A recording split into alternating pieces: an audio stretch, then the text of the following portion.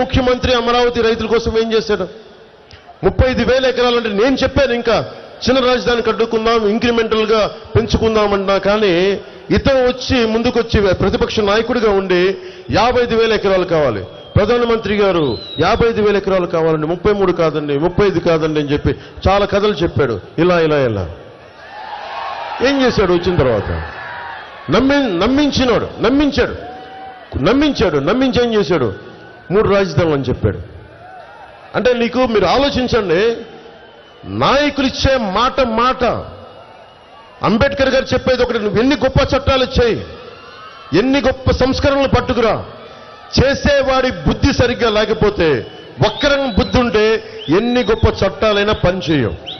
ఇది అంబేద్కర్ గారు చెప్పింది. అంబేద్కర్ గారి విగ్రహం పెట్టాం, కానీ అంబేద్కర్ గారి ఆశయాలను ఆచరించాం. 27 దళితులకు సంబంధించిన విద్యార్థికి సంబంధించిన పథకాలను తీసేశాం. బీసీలకు సంబంధించి 13 పథకాలు తీసేశాం. ఎంతసేపు కూర్చోబెట్టి మైనారిటీ సోదరులు అంటూ కథలు చెప్తాం.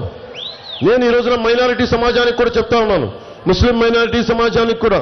బేగ్ గారు ఉన్నారు, జలీల్ ఖాన్ గారు ఉన్నారు, వారి సమక్షంలో చెప్తున్నాను, ఈ దేశం ఒక్క మతంది కాదు, ఇది అందరిది. అన్ని మతాల వారిది, అన్ని కులాల వారిది, ప్రతి ప్రాంతం వారిది. మనందరికీ హక్కు ఉంది. నేను మీకు మాటిస్తున్నాను, ఇక్కడున్న 15% ముస్లిం సమాజానికి, ముస్లిం సోదరులందరికీ నేను మాటిస్తున్నాను, మీ ప్రాథమిక హక్కులకి ఉల్లంఘన జరిగితే పవన్ కళ్యాణ్ ముందుకొచ్చి మీ పక్షాన నిలబడతాం. ఆ మాట నేను మీకు ఇస్తున్నాను. మీ వెంట నిలబడతాను. ప్రాథమిక హక్కులు అందరికీ సమానం. ప్రాథమిక హక్కుల ఉల్లంఘన జరగటానికి వీల్లేదు.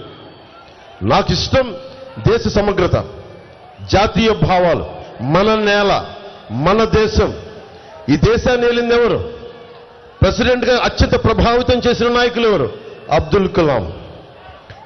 రాకెట్ సైంటిస్ట్, క్షిపణిని తయారు చేసిన వ్యక్తి, అణు విస్ఫోటనానికి మూలకారకులు, అణు బాంబుని భారతదేశం న్యూక్లియర్ పవర్ చేయడానికి ఆయన ఎవరు?